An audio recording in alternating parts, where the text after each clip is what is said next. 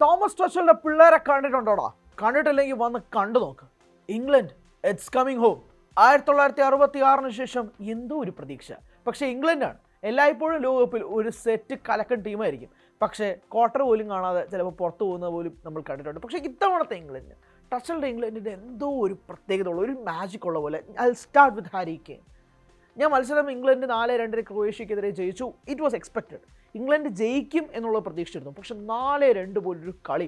സത്യം പറഞ്ഞാൽ പോർച്ചുഗലിൻ്റെ കളിയും കണ്ട് TV അണച്ചു പോയ ആളുകളോട് എനിക്ക് വിഷമമുണ്ട്.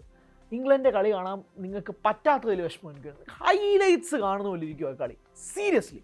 അതായത് നമ്മൾ എന്താ പറയുക, ഏറ്റവും പ്രധാനപ്പെട്ട ക്ലബ് ഫുട്ബോളുകൾ കണ്ടിട്ടില്ലേ, ലൈക്ക് പ്രൈം ബാർസ, പ്രൈം റയലൊക്കെ കാണുന്നത് പോലുള്ള അമ്മാതിരി ലെവൽ കളി ഇംഗ്ലണ്ട് ഭാഗത്ത് നിന്നും കണ്ടു എന്നുള്ളതാണ്. സീരിയസ്ലി ഞാൻ പറയുന്നത് ജെമ്മായിരുന്നു ഈ ടീം.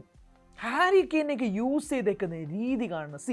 ഹാരി കെയ്ൻ ആദ്യത്തെ പെനാൾട്ടി നഷ്ടപ്പെടുത്തി കളഞ്ഞപ്പോൾ ഉണ്ടായ ഫ്രസ്ട്രേഷൻ എനിക്കും ഉണ്ടായിട്ടുണ്ട്. പക്ഷേ ഒരു സെക്കൻഡ് ചാൻസ് കൂടെ കിട്ടി, അത് അയാൾ കൺവേർട്ട് ചെയ്തപ്പോഴേക്കും ഉണ്ടായ സന്തോഷം എത്രമാത്രം വിഷമം ഉണ്ടായിരുന്നു അതനുസരിച്ചുണ്ടായിരുന്നു. ഹാരി കെയ്നൊക്കെ നിങ്ങൾ ശ്രദ്ധിച്ചോ എന്ന് എനിക്കറിയത്തില്ല, 90th മിനിറ്റിൻ്റെ ഇഞ്ചുറി ടൈമിൽ ഹാരി കെയ്ൻ സ്വന്തം ബോക്സിൽ ഡിഫെൻഡ് ചെയ്യാൻ നിൽക്കുക. ഹാരി കെയ്ൻ ത്രൂ ഔട്ട് ഇവിടെ CF റോൾ കളിച്ചിട്ടില്ല, അല്ലെങ്കിൽ സ്ട്രൈക്കർ റോൾ കളിച്ചിട്ടില്ല. ഹാരി കെയ്ൻ ഇടയ്ക്ക് വരും, ബാക്ക് വരും, മിഡ് കളിക്കും, ചാൻസസ് ക്രിയേറ്റ് ചെയ്യും, പോവും, വീണ്ടും ബാക്ക് വരും, ബോൾ പിടിച്ചെടുക്കും. ഇത് ഞാൻ പറയുന്നത് കൃത്യമായ ഒരു മാനേജറിൻ്റെ കയ്യിൽ പ്ലെയേഴ്സിനെ കിട്ടിക്കഴിഞ്ഞ് ഉപയോഗിക്കാവുന്ന രീതി പറയത്തില്ലേ. That was exactly what happened yesterday against Croatia for England team. അതായിരുന്നു ഇന്നലെ കണ്ടത്. ഇപ്പോൾ നമ്മൾ ബെല്ലിംഗ്ഹാമിൻ്റെ കാര്യം, ജൂഡ് ബെല്ലിംഗ്ഹാമിൻ്റെ കാര്യം പറഞ്ഞാൽ പോലും പ്രൈം ബെല്ലിംഗ്ഹാം ഒക്കെ വന്ന് ഓരോ ചാൻസസ് ക്രിയേറ്റ് ചെയ്യുന്ന കാണുമ്പോൾ ഉണ്ടാക്കിയ ഓളം. റാഷ്ഫോർഡ് സബ്ബായിട്ട് വന്നിട്ട്, റാഷ്ഫോർഡ് ഗംഭീരമായ കളി എന്നൊന്നും ഞാൻ പറയുന്നില്ല, പക്ഷെ ആ ഗോളിനൊരു അഴകുണ്ടായിരുന്നു. ആ ഡിഫൻഡറിൻ്റെ കാലിലൂടെ നൈസായിട്ട് പന്ത് പോയി ഗോളിനെയും കടത്തി വെട്ടിക്കൊണ്ടുള്ള ചാൻസ്, ഇറ്റ് വാസ് പെർഫെക്റ്റ്. എനിക്ക് ഇംഗ്ലണ്ട് ഏറ്റവും ബെസ്റ്റ് ടൈം ഏതാണെന്ന് തോന്നിയത് കഴിഞ്ഞ മത്സരത്തിൽ ചോദിച്ചാൽ സെക്കൻഡ് ഹാഫ് 45 മിനിറ്റിൽ നിന്ന് 57 മിനിറ്റ് വരെ 12 മിനിറ്റ് നീണ്ടു നിൽക്കുന്ന അറ്റാക്കുള്ള ഇംഗ്ലണ്ട് ടീമിനെ കണ്ടു. സ്റ്റണ്ണിങ് ആയിരുന്നു, സ്റ്റണ്ണിങ്. 2-2 നിൽക്കുന്ന സാഹചര്യമായിരുന്നു. രണ്ടാമത്തെ ഗോൾ ക്രൊയേഷ്യയിൽ ഓഫ് സൈഡ് പോകുന്ന പ്രതീക്ഷിച്ചിട്ട് ഓഫ് സൈഡ് പോയില്ല, VAR പോലും പോയില്ല. രണ്ടാമത്തെ ഗോളായിട്ട് റെഫറി വിധിക്കുകയായിരുന്നു. അത് കഴിഞ്ഞിട്ട് ഒരു 45 മുതൽ 57 വരെയുള്ളൊരു സമയമുണ്ട്. അതിനിടയിലാണ് ബെല്ലിംഗ്ഹാം 47ാമത്തെ മിനിറ്റ് ഗോൾ അടിക്കുന്നത്. പക്ഷെ അത് കഴിഞ്ഞിട്ട് ക്രിയേറ്റ് ചെയ്ത ചാൻസസ്, വേൾഡ് ക്ലാസ് ചാൻസസ്. ആ ചാൻസസിൽ നിന്നുണ്ടാക്കിയ പ്രഷർ, ക്രൊയേഷ്യ വേർ സ്റ്റണ്ട്, മറുപടി ഇല്ലായിരുന്നു ആ ഒരു ഫേസിൽ. അത് കഴിഞ്ഞ പിന്നീട് ക്രൊയേഷ്യ തിരിച്ചു വന്നു. കൺഗ്രാറ്റ്സ് ടു ക്രൊയേഷ്യ, ഗംഭീരമായിട്ട് അവരും കളിച്ചു, ഇല്ലെന്ന് പറയാനൊന്നും പറ്റില്ല. പക്ഷേ I am happy that I witness the prime England team. Set England ടീമിനെ കാണാൻ പറ്റി എന്നുള്ളതാണ്. എങ്ങനെ പ്ലെയേഴ്സിനെ യൂസ് ചെയ്യണം എന്നുള്ളത്, സബ്സ്റ്റിറ്റ്യൂഷൻസ് യൂസ് ചെയ്യുന്ന രീതി, സാക്കയെ സബ്സ്റ്റിറ്റ്യൂട്ട് ചെയ്ത് അല്ലെങ്കിൽ സബ്സ്റ്റിറ്റ്യൂട്ടായിട്ട് കൊണ്ടുവന്ന രീതി ആയിക്കോട്ടെ, ഞാൻ പറഞ്ഞ പോലെ റാഷ്ഫോർഡിനെ കൊണ്ടുവന്ന രീതി ആയിക്കോട്ടെ, അറ്റാക്ക് ചെയ്യേണ്ട രീതിയിലുള്ള ഒരു സെറ്റ് ഓഫ് അറ്റാക്കിംഗ് ടീം. ഉറപ്പായിട്ടും ഫസ്റ്റ് ഹാഫിൽ ഡിഫൻസിൻ്റെ ഭാഗത്ത് പ്രശ്നങ്ങളുണ്ടായിരുന്നു, അത് നമുക്ക് കൃത്യമായി സംസാരിക്കുകയും വേണം. ഡിഫൻസിൻ്റെ ഭാഗത്തുനിന്നൊരു പ്രശ്നമുണ്ടായി. പിന്നെ എനിക്ക് ഏറ്റവും കൂടുതൽ അരോചകമായി തോന്നിയത് പിക്ഫോർഡിൻ്റെ ഒരു ഓവർ കോൺഫിഡൻസ് ആണ്. പിക്ഫോർഡ് സാധാരണ ഓവർ കോൺഫിഡൻസ് കാണിക്കാറുണ്ട്, പക്ഷേ കഴിഞ്ഞ മത്സരത്തിൽ വല്ലാത്ത ഓവർ കോൺഫിഡൻസ് ആയിരുന്നു.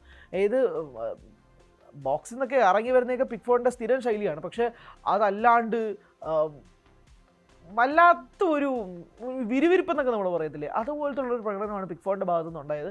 അത് കുറച്ച് അരോചകമായിട്ട് തോന്നി. Pickford has to control himself, അല്ലെങ്കിൽ അത് ടീമിനെ തന്നെ ബാധിക്കും. എപ്പോഴെങ്കിലും ഒരു പണി വരും, സീരിയസ് ആയിട്ട് ഞാൻ പറഞ്ഞാൽ എപ്പോഴെങ്കിലും ഒരു പണി പിക്ഫോർഡിന് വരും. ഇതേ ആറ്റിറ്റ്യൂഡാണ് മുന്നോട്ട് പോകുന്നതെങ്കിൽ ഒരു സെൽഫ് ഗോൾ പരിപാടി, ഒരു ബ്ലണ്ടർ മിസ്റ്റേക്കോ പിക്ഫോർഡിൻ്റെ ഭാഗത്തുനിന്ന് വരാനുള്ള സാധ്യതയുണ്ട്. ഇന്നലത്തെ കളി കണ്ടിട്ട് കൃത്യം അതാണ് അടിച്ചത്.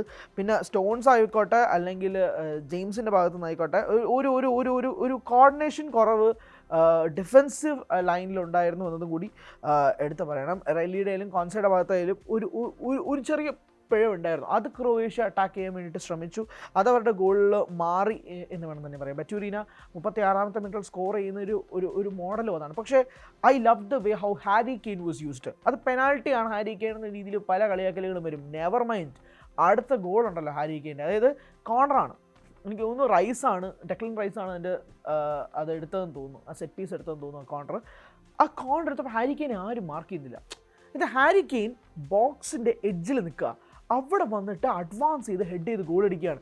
സാധാരണ ഹാരി കെയ്ൻ നിൽക്കുന്ന പൊസിഷൻ എന്ന് പറഞ്ഞാൽ ഒന്നില്ല പെനാൽറ്റി ബോക്സിൻ്റെ ആ വട്ടത്തിനവിടെ, അതായത് പെനാൽറ്റി സ്പോട്ടിൻ്റെ അവിടെ, ഓറൽസ് ആ ചുറ്റിപ്പറ്റി ആ എഴുതി നിൽക്കും. അവിടെ തന്നെ മാർക്ക് ചെയ്യാതിരിക്കാൻ വേണ്ടിയിട്ട് മാൻ ടു മാൻ മാർക്കിങ്ങിലൂടെ ക്രൊയേഷ്യ ഡിഫൻസ് തയ്യാറായി നിന്ന സമയത്ത് ബോക്സിൻ്റെ അറ്റത്ത് നിന്നുകൊണ്ട് അഡ്വാൻസ് ചെയ്തുകൊണ്ട് വന്ന് ആ കോർഡിനേഷൻ എന്ത് രസമായിരുന്നു. റൈസിനെ പിന്നീട് സബ്സ്റ്റിറ്റ്യൂട്ട് ചെയ്തായിക്കോട്ടെ, ഹി വാസ് ആബ്സൊല്യൂട്ട്ലി ഓസം. അതായത് ലീഡിങ് ഫ്രം ദ ഫ്രണ്ട് എന്നൊക്കെ പറയാൻ പറ്റുന്ന രീതിയിലുള്ള ഗംഭീരമായ പെർഫോമൻസ് ഹാരി കെയിൻ്റെ ഭാഗത്തുനിന്നും ഉണ്ടായി. അതോടൊപ്പം തന്നെയാണ് തോമസ് ടച്ചലിൻ്റെ ഭാഗത്തുനിന്ന് ഉണ്ടാകും. തോമസ് ടച്ചൽ മത്സരത്തിന് ശേഷം പ്രസ് മീറ്റിനിടയിൽ ഒരു മാധ്യമപ്രവർത്തകൻ ചോദിച്ചു, how do you rate this world cup എന്നുള്ളത്. ദ ടോപ്പ് എന്നാണ് ടച്ചൽ പറഞ്ഞത്. അതായത് ഇതാണ് ഫുട്ബോളിൻ്റെ ഏറ്റവും വലിയ ടൂർണമെൻറ്റാണിത്, അതിൽ ഒരു പിഴവും സംഭവിക്കാൻ പാടില്ല എന്നുള്ള ടച്ചലിൻ്റെ പ്രതികരണം ഭയങ്കര രസകരമായിട്ട് തോന്നി. And this team was awesome, completely awesome. ഞാൻ ഇപ്പോഴും പറയുന്നു, I feel sorry for those people who missed this game. England versus Croatia മത്സരം one of the best games in this tournament so far എന്ന് ഞാൻ വിളിക്കും. One of the best games, the best game എന്നല്ല, one of the best game in this tournament so far was England versus Croatia മത്സരം. ഇംഗ്ലണ്ടിന് അടുത്ത 2 മത്സരങ്ങളുണ്ട്. എനിക്ക് തോന്നുന്നു അതിലൂടെയൊക്കെ ആകുമ്പോഴേക്കും ഡിഫൻസീവ് ലൈൻ സെറ്റാകും. പക്ഷേ മിഡ്ഫീൽഡ് അടിപൊളിയായിരുന്നു. വെറുതെ അങ്ങോട്ടും ഇങ്ങോട്ടും മാത്രം തട്ടിക്കളിക്കാണ്ട് അഡ്വാൻസ് മൂവ്മെൻറ്റ്സ് നടത്തിക്കൊണ്ടിരുന്നു. അറ്റാക്കിംഗ് തോളിലോട്ട് പുഷ് ചെയ്യാൻ വേണ്ടിയുള്ള ശ്രമങ്ങൾ നടത്തിക്കൊണ്ടേയിരുന്നു. അതിന് കൃത്യമായി ലെഫ്റ്റിലൂടെയോ റൈറ്റിലൂടെയോ ഒന്നുമില്ല. കൃത്യമായ അവസരങ്ങൾ മുതലാക്കിയെടുക്കാൻ കഴിയുന്ന രീതിയിലേക്ക് കാര്യങ്ങൾ മാറി. ഹാരി കെയിൻ പ്രസ് ചെയ്തു. അതായത് പ്രസ്സിങ് ഗെയിം കൃത്യമായിരുന്നു. അതായത് ക്രൊയേഷ്യനെ കൃത്യമായി പ്രസ് ചെയ്ത് അതിലൂടെ അറ്റാക്ക് കണ്ടെത്തുക, കൗണ്ടർ അറ്റാക്ക് കണ്ടെത്താൻ ശ്രമിക്കുക, ഇത് മുഴുവൻ ഉണ്ടായിരുന്നു. അതുകൊണ്ടാണ് ഭയങ്കര രസമായിട്ടും തോന്നി. ഞാൻ പറഞ്ഞ 71ാമത്തെ മിനിറ്റിൽ സാക്കിയെ കൊണ്ടുവന്നായിക്കോട്ടെ, അല്ലെങ്കിൽ റാഷ്ഫോർഡിനെ കൊണ്ടുവന്നായിക്കോട്ടെ, സ്പെൻസിനെ കൊണ്ടുവന്നായിക്കോട്ടെ, ഇതെല്ലാം തന്നെ ഇംഗ്ലണ്ടിന് എന്തോ വലിയൊരു പ്രതീക്ഷ നൽകുന്ന ഒരു ഫീൽ കിട്ടി. അതായത് this England team is one hell of a side എന്ന് തോന്നിപ്പോകുന്ന രീതിയിലാണ് ഇംഗ്ലണ്ട് ടീമിൻ്റെ ഗംഭീരമായ പ്രകടനം തോന്നിപ്പോയത്. അങ്ങനെ നിങ്ങൾക്ക് തോന്നിയിട്ടുണ്ടെങ്കിൽ തോന്നാം കേട്ടോ. മാച്ചൊക്കെ 2x മോഡിൽ കളിക്കുന്ന പോലെയാണ് തോന്നിയത്. എത്രമാത്രം അറ്റാക്കിംഗ് ആണെന്നും ഇംഗ്ലണ്ടിൻ്റെ സൈഡിൽ നിന്നുണ്ടായത്. ലെറ്റ്സ് ജസ്റ്റ് നമുക്ക് സ്റ്റാറ്റ്സും കൂടെ ജസ്റ്റ് ഒന്ന് പോവാം. ഷോട്ട്സ് ഓൺ ടാർഗറ്റ് 12 ഇംഗ്ലണ്ടിൻ്റെ ഭാഗത്തു നിന്നുണ്ടായിരുന്നു. ക്രൊയേഷ്യയുടെ ഭാഗത്തു നിന്ന് 5 ഉണ്ടായിരുന്നു. ബോൾ പൊസിഷനിലും ഇംഗ്ലണ്ട് മുന്നിട്ട് നിന്നു, 54% മുന്നിട്ട് നിന്നു. പാസസിൽ ഏകദേശം ഈക്വൽ എന്ന് വേണമെങ്കിൽ തന്നെ വിളിക്കുക. 8 കോർണർ ഇംഗ്ലണ്ടിൻ്റെ ഭാഗത്തു നിന്നുണ്ടായിരുന്നു. അതായിരുന്നു ഞാൻ പറഞ്ഞത്, ആ പ്രസ്സിങ് ഗെയിം ഉണ്ടായിരുന്നല്ലോ, അവിടെയാണ് കോർണേഴ്സ് നേടിയെടുക്കാൻ വേണ്ടിയിട്ടുള്ള ശ്രമങ്ങൾ നടത്തുക, ഒരു 50-50 ചാൻസസിന് കൃത്യമായി അറ്റാക്ക് ചെയ്യുക, ഇതെല്ലാം ഇംഗ്ലണ്ടിൻ്റെ ഭാഗത്തു നിന്നുണ്ടായിരുന്നു. കംപ്ലീറ്റ് ഗെയിം ആയിരുന്നു ഇംഗ്ലണ്ടിൻ്റെ ഭാഗത്തു നിന്നും. ആകെ ഉള്ളൊരു പ്രശ്നം ഡിഫൻസിൻ്റെ പാകപ്പിഴയും പിക്ഫോർഡിൻ്റെ ഓവർ കോൺഫിഡൻസുമാണ്. അത് പിക്ഫോർഡ് 2-3 ബ്രില്യൻ സേവ്സ് ഒക്കെ നടത്തി, ഇല്ലെന്നല്ല.